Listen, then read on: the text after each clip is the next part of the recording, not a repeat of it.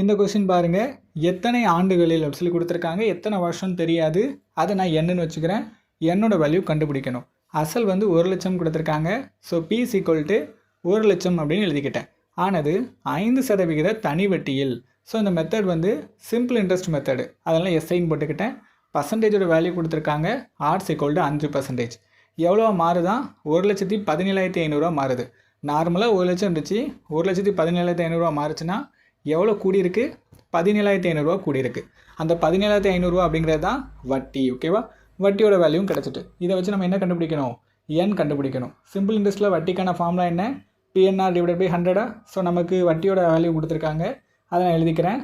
P வந்து 1,00,000 அசல் தெரியும், அதையும் எழுதிக்கிட்டேன். என் தான் கண்டுபிடிக்கணும். ஸோ என்னன்னு போட்டுக்கிட்டேன். ஆரோட வேல்யூ 5 / 100. இப்போ இதுவும் கட் பண்ணிடலாம். இந்த 2 0, இந்த 2 0. 5ஆல் இதை அடித்தா என்ன வரும் அப்படின்னு பார்த்தீங்கன்னா, நமக்கு 3ன்னு வருமா?